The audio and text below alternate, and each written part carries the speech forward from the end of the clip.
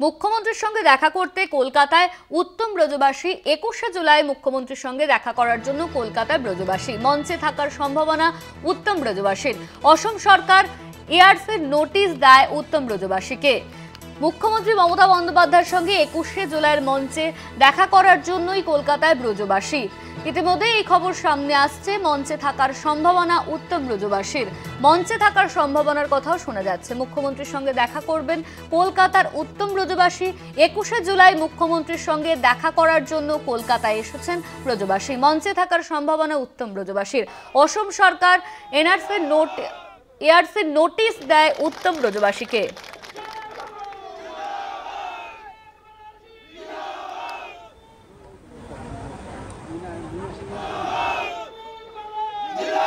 আমাদের সঙ্গে ফোন লাইনে রয়েছেন আমাদের প্রতিনিধি রবিউল হোসেন। রবিউল, মুখ্যমন্ত্রীর সঙ্গে দেখা করতে উত্তম ব্রজবাসী তিনি কলকাতায় আসার কথা, তার মঞ্চে কি তাকে দেখা যাবে, কি জানা যাচ্ছে এই নিয়ে? দেখো, তোমাকে জানিয়ে রাখি, দিনহাটার চৌধুরীহাটের বাসিন্দা যে উত্তম ব্রজবাসী, তাকে এনআরসি নোটিশ পাঠিয়েছে আসাম সরকার। আর তারপর থেকে কিন্তু তৃণমূল কংগ্রেস একেবারে মাঠে নেমে পড়েছিল। এমনকি রাজ্যের মুখ্যমন্ত্রী মমতা বন্দ্যোপাধ্যায় নিজে কিন্তু উত্তম ব্রজবাসীর সপক্ষে কিন্তু সোশ্যাল মিডিয়ায় লিখেছেন।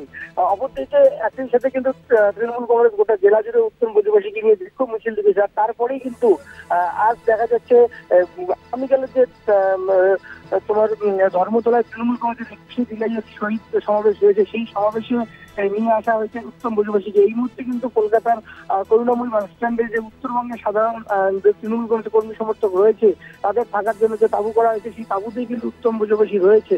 এবং সেই তাঁবুতে থেকেই উত্তম ব্রজবাসী জানাচ্ছে তিনি আগামীকাল মুখ্যমন্ত্রীর সঙ্গে দেখা করতে চান এবং নিজের দুর্দশার কথা, যে তিনি কোনোদিন আসামে যাননি।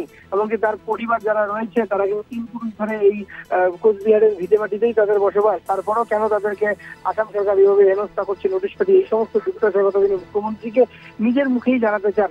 একই সাথে উত্তম ব্রজবাসী যখন একদিকে এমন করে বলছে, অপরদিকে স্থানীয় তৃণমূল কংগ্রেসের নেতৃত্ব রয়েছেন, তারাও কিন্তু জানাচ্ছেন যে তারা উত্তম ব্রজবাসীকে নিয়ে একেবারে এসেছেন এবং তারাও চান উত্তম কুমার ব্রজবাসীর সঙ্গে মুখ্যমন্ত্রী দেখা করুক। তবে আমরা তৃণমূল কোচবিহার জেলা নেতৃত্বের সূত্রে যেটা জানতে পারছি, আগামীকাল কিন্তু খুব সম্ভবত উত্তম কুমার ব্রজবাসীকে 21শে জুলাইয়ের মঞ্চে দেখা যাচ্ছে।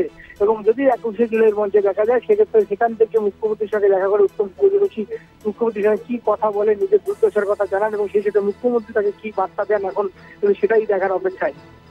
ধন্যবাদ তোমায় রবিউল। আমাদের সঙ্গে ফোন লাইনে ছিলেন আমাদের প্রতিনিধি রবিউল হোসেন।